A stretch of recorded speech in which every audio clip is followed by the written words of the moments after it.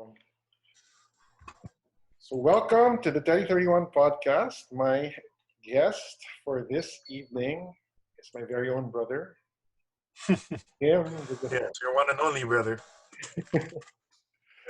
Tim is an international cosplayer. He has cosplayed in New York Comic Con in 2018. He has done a With lot you, yes, we went to that of con together. yes, that was a lot of fun. He has Yes, it done was. a lot of local conventions, but what is probably most impressive in his resume is that he has done a couple of make. He's made a lot of kids happy for Make a Wish Foundation. A couple of times, yeah, I went as Batman and as Captain America on those occasions. So it's April 13, 2020, and welcome, Tim. Welcome, Ted. How's quarantine? That should be my question. Quarantine's been an interesting experience. I see it as the great event of our lifetime. If Yes, for our grandparents, it would be World War II. For us, it would be this. yes, and I can hear my nephew in the background. Hi. Yes. We are doing this podcast with a live audience. Yes, I know. Hello, family. Hello, family. Hello. Hello, hello. Yes. And India here. Clap, clap. Audience. So, just a couple of questions, Tim. Of course, we're Sure. trying out the Zoom interface, which we will upload into YouTube when it's done. And I'm looking into some programs to change the video into audio, and that's what we're Of going to course. do. So thank you for Thank you helping. for inviting me to this Of course, of course. Teddy podcast. Yeah, All right. So I recorded that. So okay. first question is, how did you get started with cosplay? This is primarily about cosplay. Our session for today. We're going to jump to several topics, but that's probably one of the things that you're best known for. You know, people have said that you are the Batman of the Philippines. I'd like to know how the genesis of that, and how it became a passion for you. They jest. No, I'm uh, I'm humbled, but at the same time, there are many Batman fans.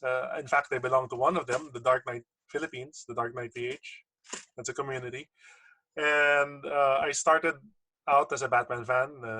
No thanks to you, of course, and everybody else who has influenced me with comics and television shows in my childhood and games. But overall, yeah, with the pages of comics, it transitioned to interests in the movies, in the games, different mediums, and eventually wearing the costume during Halloween of 2010. Wow, that was 10 years ago. That was the very first time I put on a quote unquote makeshift bat suit, not including the times that I dressed up with uh, department store bought Batman costume a la Adam West, which we got as kids. I'm sure you remember those. I do. I think everybody in their childhood has gone to that stage of being Batman And or Spider-Man and or, Iron Man, or Captain America, all without the headgear. But of you have the course. costume. I think my Iron Man helmet was made out of cardboard or a KFC bucket. I can't remember. It was made Anyway, out of a KFC bucket. I know that yes. for For a time, but then it was also made out of cardboard so I could breathe. I think there was two versions. But anyway, okay. Batman started out in 2010. Then I went to a tailor in 2011 and had the costume made to join at the time a certain group of friends to cosplay as the Justice League, and we slowly built up the ranks and I met people then who I communicate with and I don't communicate with anymore, and we were exposed to a bigger community. Uh, you know, as Nick Fury put it in the Marvel Cinematic Universe, you become part of a larger world. You just don't know it yet. clearly it grew. I think you got in at the right time because there were international conventions that are happening in Manila, and there Mm-hmm. were contests as well. So I Yeah. remember there was one convention in um, Robinson's Place, Manila, where all of you guys got to go on stage. And Yeah, that was either cosplay something something I forget, or Tagcom or Collecticon, because they held it back then at Robinson's Manila, Robinson's Ermita as we know it, also as another name. But that was just the first couple of years in the early 2010s. Then they slowly phased that out, and they decided to move it to Mega Mall, and eventually the bigger conventions also decided to migrate to SMX Convention Center, which is in SM Mall of Asia, for a bigger venue. Because over the years, I've seen the cosplay community grow mostly through interests in anime and Japanese manga, video games, and different sorts of fandoms. But Western, mostly they know it through the movies, the Marvel movies, of course, the it DC start- movies it that started followed suit. around the same time, with Iron Man and through the 20, Yes, with all the movies. I think there are 20 movies already. Is it 20? more I'm sure you would know. more than 20. Yeah, there are more than 20 already. Wow. Of course, of course. 20, 23, if I'm not mistaken. Right now, 24th is supposed to be Black Widow Which they've moved because of the pandemic. because of what's happening right now. Yes, Uh, unfortunately, but better to stay safe than risk other things. So they will not force people to go to theaters, and there are no theaters open anyway. So they right. don't want to release it digitally. Yeah, what is your take on that? That Diamond has stopped shipping books, and the publishers have decided to still release their books concurrently with the digital releases. For comics, it's it's hard, but it's it's the wise choice. It's understandable that they have to do this, since nobody can go to a comic book store and the comic book shops are suffering. They rely on print mediums, and we have friends over here like Comic Odyssey, Field Bars, Comic Quest, Dragon's Keep, uh, all of those comic shops that we frequent. They have to work with the times. Even Atomic Basement, my friend Mike Wellman and Rafael Navarro, they have to also close shop. They're willing to deliver, like our comic book shop in Makati, Planet X. They're willing to deliver. They'll Comic ship Odyssey also is delivering the for to book. ship, but given the conditions, it's trying times. As a comic book collector, um, what are your favorite books? Are you collecting any books? Of course, this is before the pandemic, but are there any titles that stand out for you? Well, there are a couple. Tom King ended this run in Batman, so I'm happy with that. But uh, the current run right now is okay. They're gonna start a new storyline called Joker War, and they introduced a new girlfriend to Joker, Punchline. I'm Punchline. sure you know about that. But um, my interests were kind of waning down because all I wanted to see was the next progression post Alfred. Spoiler alert: Alfred's dead I was because actually of what. surprised that they did that because he's such an integral character to Bruce Wayne. Yes, but now they turned it into Lucius Fox. But you see, that's missing the point. I came around to comic book collecting at the time that you were also into it, and collecting it regularly. Nightfall with Jean Paul Valley and Bane. They used Bane again for Tom King's run with Vengeance of Bane, City of Bane. It was pretty similar. Vengeance of Bane is way back when Bane was introduced, his origin story by Chuck Dixon before he went to Nightfall and broke the back of Batman. I Tom King's run is similar in structure, but different themes. Then they also added the Catwoman romance. So killing off Alfred was like Alfred deciding to resign because he couldn't take seeing Bruce Wayne cripple himself again, right? You remember that? He was I gone for a time. So it's similar themes. They just reshuffle. I have a Vengeance of Bane story for the comic book. So during Yes. the last convention that I was able to participate in was Comic Cat last February. Mm. One of the collectors, Yumir, dropped by and said, "You know what I bought for $100?" One of the stalls was selling their collection, first appearance of Bane. It was kind of beat up, but still, it's worth a considerable amount of money, I hear. Oh yes, it is. You can only find that in trades right now, or if you're packed, I guess you can find it online and you can get it graded or something, right? You know that. It's your field of expertise. I, if you, I've learned that if you want something really badly, you'll find a way of how to get it. We have a So, question from the audience. The question is, what comics would you recommend for a first-time comic book enthusiast or potential collector? this is Daryl. Yes, it's that It's only one of two audiences, and I know my nephew's not going to ask that. one. That's you're the true detective. Mm-hmm. Batman of the Philippines, all right. I'm just kidding. Well, it depends on her interests. She's been around us long enough to know which character she likes. I guess if we're gonna go with the obvious, maybe Wonder Woman. Wonder Woman, Gal Gadot. It's easily one of the better books. They published issue number 750 recently, so you can jump into that. And they kind of retconned her origin to make her the first superhero the world has ever seen Okay. in DC canon. So I only got it for the anniversary purposes, but other than that, I Jim can't really Thor. I can't really say I have an affinity for the title long term. I just know the character in Batman lore and in Superman uh, team ups, and then of course the Justice League.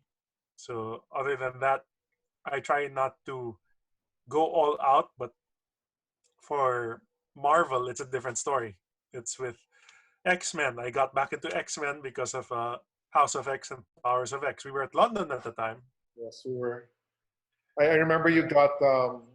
I think it was one of one of the stores in Pickle D Circle, wherein Mm. you got a lot of issue. You found an expensive issue, a limited run issue for cover price.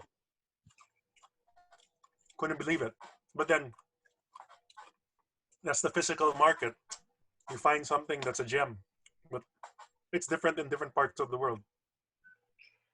What kind of comic book collector are you? Are you the type that you buy several copies? Are you the type that you don't read the physical copy, you get a digital copy? Are you a Oh, reader? I'm pre-digital, so yeah, I learned from the best. Yeah, right. Yeah, I learned from I somebody wonder who that who during the time of Batman Hush when I got in. I love the art. I bought multiple copies of a second printing of Batman 608 that he ridiculed, but he didn't find out that it would raise up in price thanks to Wizard Magazine. Yeah. And then he wanted one. Then he conned me out of it. No, no, no, No, no. I'm kidding. You wanted that issue of Street Fighter. I remember that very well. I remember. I remember that Dynamic Forces sketched issue of Street Fighter #1. He found a way. I found a way to redeem myself when we went to Hong Kong. I think And you saw one in Hong Kong, as well as the 2-for-1, yes, 608 and 609 in one issue. double double double issue special. Yeah, so I redeemed myself there. So like like London, you find something in different parts of the world.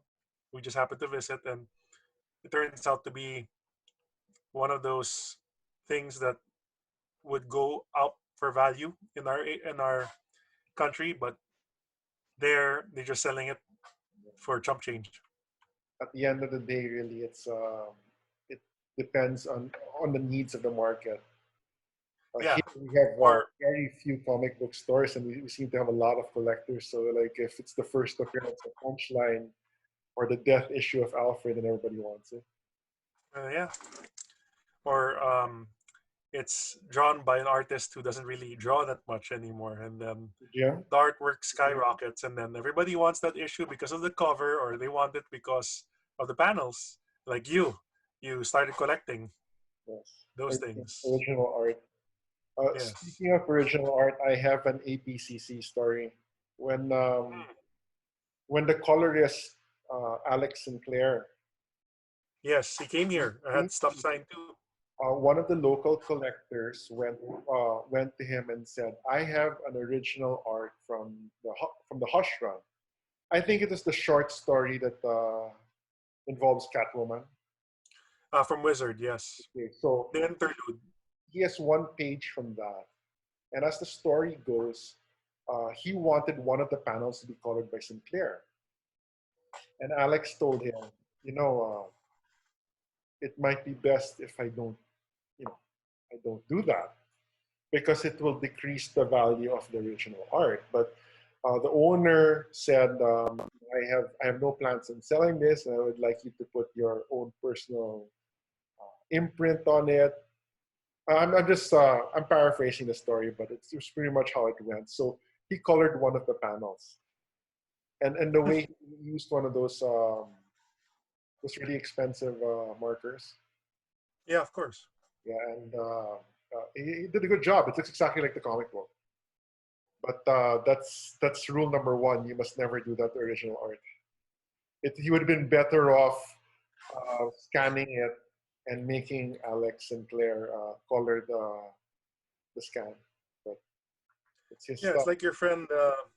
It's like your friend Lester with the comic book signing, and then he puts it inside, and then next thing you know, Uh, the signature is gone. that's another APC story. I mentioned that to Will Spertasio, and Will said, "I remember that guy." Uh, Wills is a dear friend. the only reason why he remembered it, he said, is that's the same day that he met his wife, so he couldn't forget it. Awesome. That's great. Yeah. But we know a lot of collectors. We go through all of these stories about comic books, and you introduced this entire thing about my cosplay career.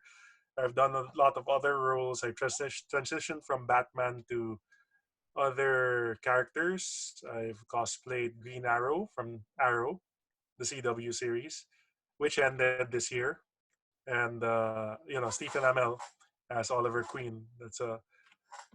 That was an awesome role to begin a new TV universe of DC shows, which are arguably far better in as unified universe as compared to what we are getting in the movies. They're trying with the movies, but the TV shows have done it in a way that's similar to the Marvel movies. So So that and the Marvel movies, I've cosplayed Chris Evans Captain America. I've done the Winter Soldier look, and I've done the Civil War look and the Endgame look. So if those are just you some make of a the different roles. costume for each, or do you modify? You just modify your costume to fit the need of the time. Well, it depends on who I talk to, and I have a couple of friends and tailors who they're good at it, and I've met some of the best. They modify it, or they say you can reuse a certain portion of the uniform. We'll just make, for example, my Endgame Captain America outfit. I had to go to my friend Sir Venny Faustina, Cyback Metafusion. That's his Facebook page. He makes good 3D printing. Uh, PVC or rubber or uh, fiberglass type of cosplay material. And They have to print it. they make stuff for the TV shows, right? These guys. Yes, that's a business also. Yes, or like right now they 3D print for the face masks for the frontliners. That's really good of them.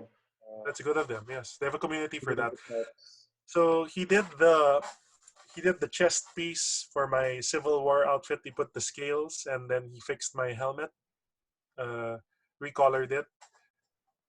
Then after that, yeah, the arm pads. But the uniforms were done by my other friend, Jet Fox. He's my tailor also. He makes pretty awesome costumes. So shout outs to those two guys.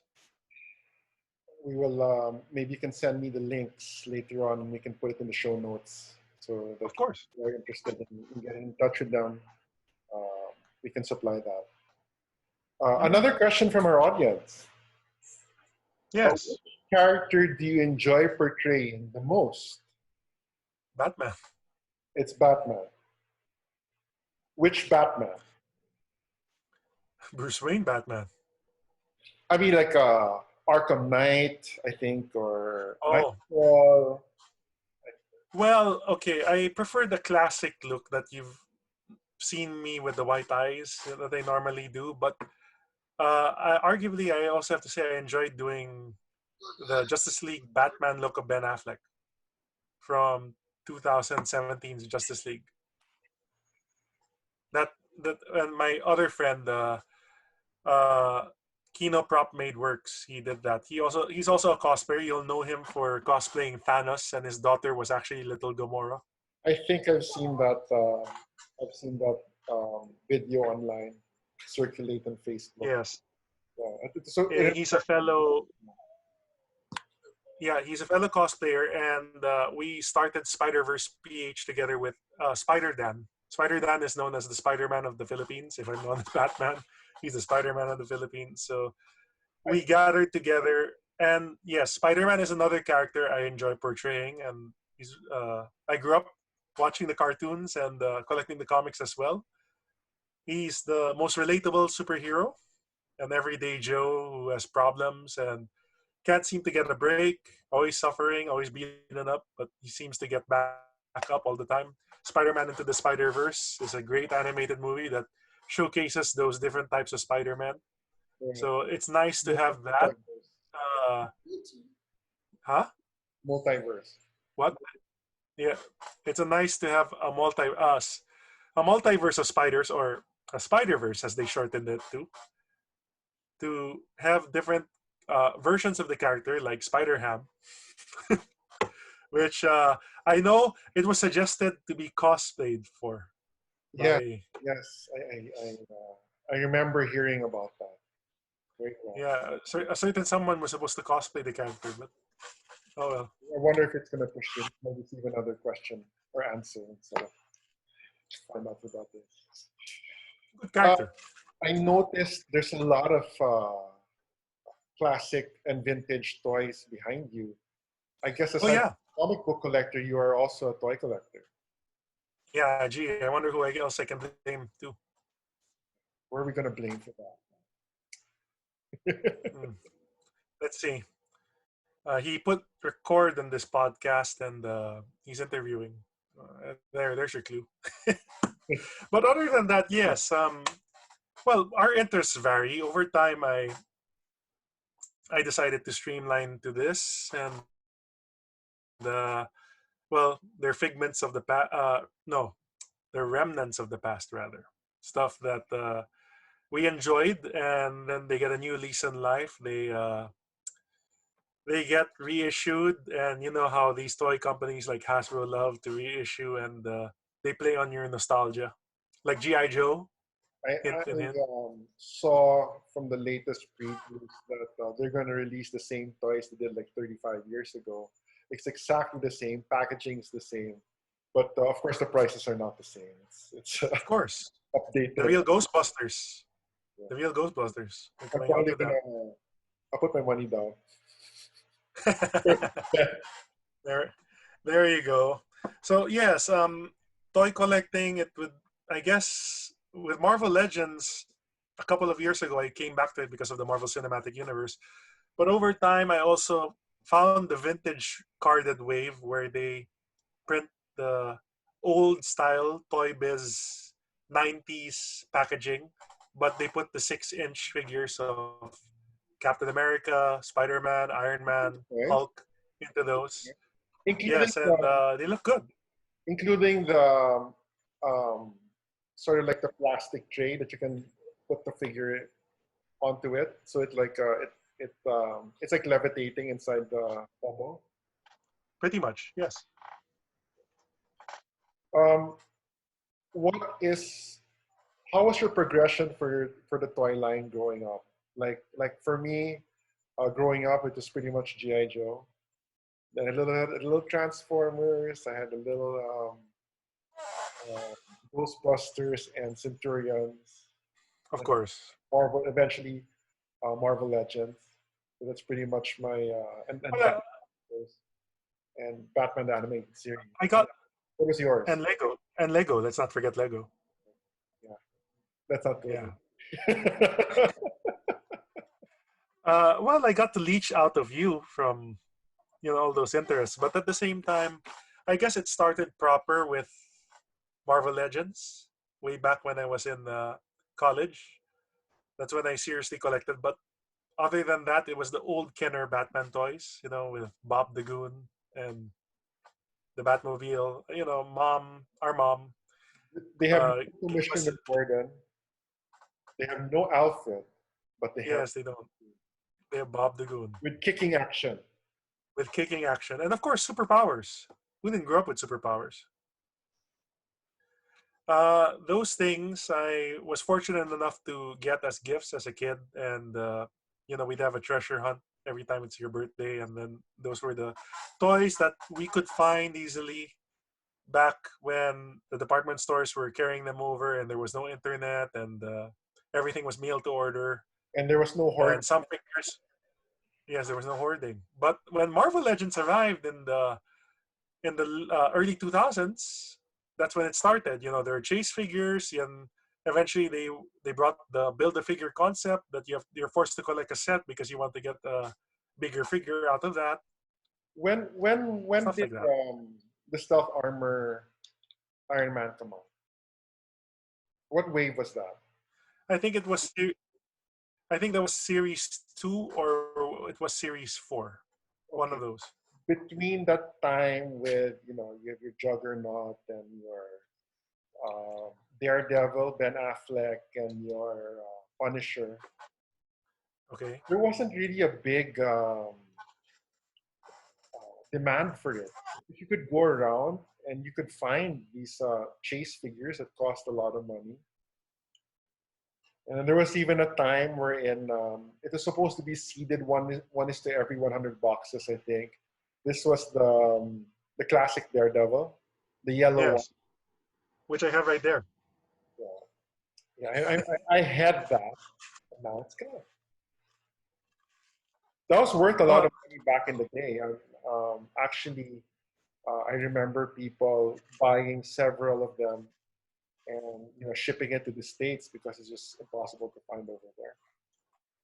that's how you make some business money back in the time.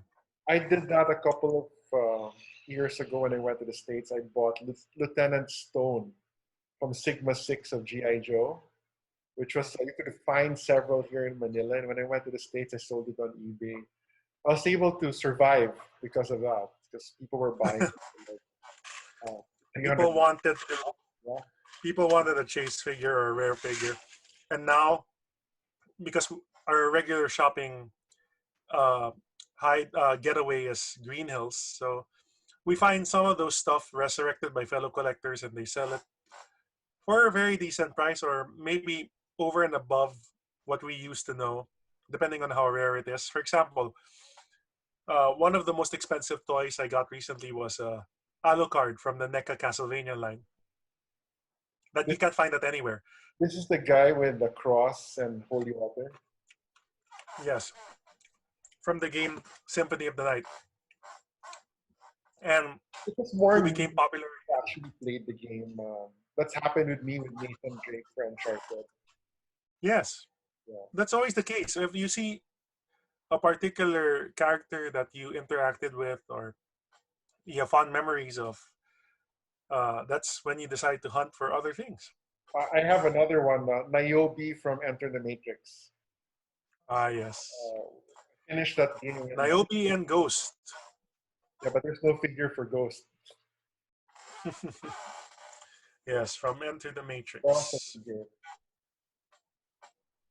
What But are yeah, your so far favorite? What are your favorite games? Play. I have a lot. I can name a lot. I love the Resident Evil series. I love the Street Fighter series. Metal Gear, the very first one for PlayStation. The Batman Arkham series, of course. That's why I played them from PlayStation 3 to buying a PS4 for Arkham Knight. But the best one for me is Arkham City. Still. The writing was very good for that. Uh, Yes. did Paul And Dini write it? huh? Paul Paul Dini. Dini wrote Paul Dini wrote Arkham Asylum and Arkham City. That's it. It's well done. Then the Grand Theft Auto series, of course, we all played that along with our uncle Jim. What's your favorite game in the Grand Theft Auto series? Wow, there's a lot actually. Vice City was revolutionary, but I enjoyed San Andreas also because there were more things to do and the characters are hilarious. Grand Theft Auto 5 was a good return to basics. I'd say uh, I'd say Vice City because it had Nico Bellic in Grand Theft Auto 5. no Grand Theft Auto 5 was Michael, Trevor, and Franklin. Okay. Um, Grand Theft Auto 5 is with Stephen Ogg. Trevor, yes. Okay, 6. Uh, that game will be my favorite because he came to Manila. Thanks to you, I was able to see him and two actors from The Walking Dead. Yes, Abraham was the other one. So that was a good experience, and I'm very grateful that you forced me. Thanks for that. Because it's one now look at what's happening. I mean, it's gonna be harder for Yeah, those things to happen. that's probably never going to happen again unless they find a vaccine for the COVID. Because the social distancing will always be compromised in large events like that. We have another question from the audience, and they're asking, "What are your top 3 games to play during this quarantine period?" Easy. The Resident Evil 2 remake, the Resident Evil 3 remake, and I guess by tomorrow the Final Fantasy 7 remake because I got it digitally. Street Fighter, there's something to pass the time, but other than that, it's mostly Resident Evil games or playing on my Switch. My Switch. I heard maybe you can also give us the link for your channel. Ah, yeah. You played these games and you reviewed them, I think, recently. Yes, I play in my PlayStation 4 or sometimes my Nintendo Switch. And then They can find it in your Facebook page, the games. they can visit my Facebook page because that's where most of my interactions happen. I am also at Twitter, but it's the Timster, TheTimZster. I'm in Instagram also. It's the same as my Facebook, TimZster, and YouTube. And well, I'm also at Twitch, but other than that, most of my interactions again happen on Facebook. And for Facebook, it's TimZster. That's correct. Well, my game, it's only one. So far, it's been Fallout 4. Of I course. started again. And, So how is it exploring? You should have the DLC with you. The yes, one I gave the gift. just so for everybody to know, my brother got me all the DLCs. It's downloaded into my game. The way the DLCs work are well, at least for two of them, you extend beyond the map. So you go to a certain area. You're supposed to, like, you take a train to a certain area, you take a boat to a certain area, or it's somewhere embedded in the map that eventually you visit that place as Yes. as you complete the tasks, the side missions. So I the most obvious mission, for at least for those who played it, is you do the Commonwealth missions of as a minute one of the Minutemen. I haven't done any of them. I left that alone. I did all the side missions, and like, when I go back, like even harder, like a death claw, they're like easier to kill already because I've upgraded all my Of weapons. course, because you're upgraded already. Right. So good. Yeah, that's what an open world role-playing game is about. And there are many, but unfortunately, because of the circumstances, some of the games that I was looking forward to have been delayed, understandably. Which are these games? Physical. Last of Us Part 2. A lot of people were looking forward to that. Yes, including me. From the creators of Uncharted, Naughty Dog. Yeah. I And wish I love the there was first game. another Uncharted game. That was they shouldn't have ended that series yet. Looks like there was a lot to Well, they tried with Lost Legacy. You play as the girls. that was fun. I finished the game. It's good. Good. Uncharted 4 actually is free to PlayStation Plus owners right now. But it's not as if we don't have it. Right. I have it already, so it's That's why it doesn't matter. But other than that, as I said earlier, also movies have been postponed. So things like the James Bond movie, No Time to Die, Black Widow, Wonder Woman 1984, they all got moved. A Quiet Place Part 2 got you were moved. able to catch a screening of a superhero movie before the chorus. Yes. Would you like us to tell? Would you like to share that story? Oh, you mean Bloodshot with Vin Diesel?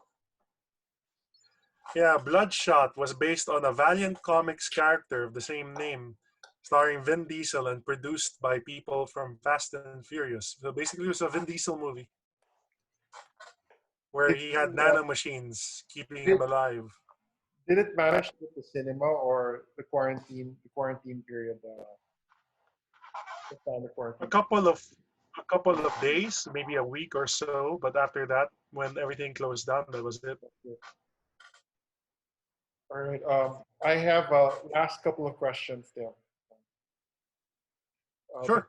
the first one is, what is your most expensive or priced game?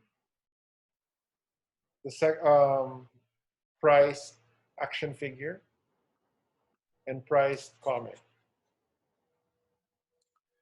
Hmm. Priced game, priced action figure, priced comic. I have a lot actually. I couldn't really tell you, but I guess Mo- Most um valuable. I do have well I have original copies of the original Metal Gears and Resident Evil, so I guess as a franchise those are my valuable ones that I've gotten secondhand through the marketplace. Did you get But it locally? Metal Gear, Did you get it locally? huh? Did you get it abroad? Yes, locally, secondhand, Facebook Marketplace, which I'm telling your wife to do and to get games. She can get it there. Um, Still searching it. to- toys. I Um, guess my most valuable that I can think off the top of my hat would be my masterpiece Optimus Prime, which is still in storage. Oh, I remember that. Yeah, it's still one of my most valuable toys, along with the Spider-Man 2 18-inch Spider-Man, which is here at home. Yes, the one that you had also, One which day took a I'm dive. gonna get that again, and It took a dive. he won't be Captain Hook. He fell in And my his hand. my most valuable comics to date. Wow, I still go back to Batman Hush because I collected that entire line from start to finish, Did you including Batman 68. Did you have Alex Sinclair sign your entire collection when he was here? One set. One set. I had mine signed as well. I figured There you go. one down, two to go. Scott Williams and Jim Lee. And writer Jeff Loeb, if ever. And Jeff Lowe, yes. So 1 out of 4. All There right. you go. That Thanks was the so much top of my head. for your time. No problem. Anytime, Ted. For you, family, that's always a given. You can always ask me again if you have more questions. It's just a short introduction to my career as a cosplayer, which transitions over time and given today, where we can't go to conventions or we can't do these things where we normally interact with other people. We can do it online, but not really. Nothing has hit me yet. Nothing has inspired me yet to try out a new cosplay. But I can resurrect the ones that I've already done if there's a theme for it. They were talking. Spider Verse will always be there. Spider Man, I've cosplayed Spider Man. You've seen it, and my favorite is the black suit. One question you didn't ask me was meeting the creators, and I guess one of my favorites is, of course, our friend Mike Zeck. You met Mike recently. He was in Manila before the lockdown. Yes, we met him. Is there any story that stands out for you when you met him? Easy, Craven's Last Hunt. What did he say? What did Mike say? No, on what inspired him to create, to use that character and that setting, and why Spider-Man came out of the gravestone, and why was that used as a cover. And of course, he also told tales about hanging out with, I think, was the writer or the colorist, and they were eating. That's why we ate Mexican food, right? You remember the time when he was hanging out and they were also eating that. Mm-hmm. My But story is he was. We were talking about Larry Hama, and yes, Larry GI Hama, Joe's Larry Hama. yeah, he was a Larry. Larry Hama's a genius, and what he was, he's paraphrasing Mike. Larry's able to articulate what you'd want in a scene or in a particular cover, and then he did like a small thumbnail on what he wanted for a cover. This cover is of GI Joe, wherein you're like inside a Rattler, and it's diving down, and it's going to bomb a tank. And what Mike said was, I it's a good thing Larry gave me an idea of what he wanted, because I would never really have drawn it this way. Because when you really think about it, there's no way that the plane can pull out from that dive like that. Then I kind of thought about it. That makes a lot of sense. That's like a suicide run. It is a suicide run, but then again, I guess he just wanted it in a dynamic, extreme way to convey the idea of that comic. Yes, and Much that like, again, going back to my favorite storyline from Mike Zeck is Craven's Last Hunt, which he drew. The Spider-Man wearing the black costume, fighting against Craven the Hunter, who we know ended up going literally to his grave at the end of that storyline. But the way he drew and conveyed Craven and that animalistic nature, and then he was also telling that panel where he took out the costume, then he drank spider venom, and then he poisoned himself, and then he was in excruciating pain or agony. He just drew it that way because he wanted to convey the madness of Craven. So yeah, I really appreciated those times that we talked with him. it's what you call the Marvel method. He essentially, as a synopsis, who makes the story, and I mean, he draws the story, and it's up to the writer to fill in the gap, so to speak. Yes, which he said it's a lost practice. Right. It's not. For the newer artists, they would much rather have full scripts. It's what Stanley pioneered, and well, times changing. Yeah. Maybe we can end with that. What Stan Lee was in a convention, I think in Singapore, Japan, and he was supposed to swing by here for a convention, but it never happened. Yes. If ever it did happen, and you ended up going with your brother who was going to bring you, what would have you asked Stan the Man, or what would you have had signed if you had that opportunity? Wow. You probably would have less than 2 minutes. That's as much time as you have. So you probably only have a chance to ask him one question. What would you ask Stan the Man?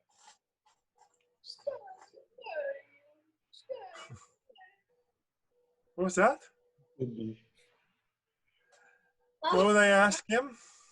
I'd say, well, he'd always say Spider-Man is his favorite character, but who was your favorite? What was your favorite storyline? Well, that's a good question. Yeah. But, What's your favorite storyline? Because he mentioned a lot, and actually, in many documentaries involving a certain character, he mentioned a couple of stories that really impacted him. But I guess, but given his age at the time when he was still around, I wouldn't know what his answer would be or it would change. But I'd still ask him that. Maybe just a straightforward story. What's your favorite story? I would have been there to witness it if it happened. So Tim, thanks for your time, and we should do this again. you. Yes, Ted. Thank you very much, and I appreciate the interview. Thank you for having me as your guest, You're and welcome. take care. Thanks for your time. Have a good evening. You Stay too. safe. I'll see you soon. Stay safe. Bye. Bye bye.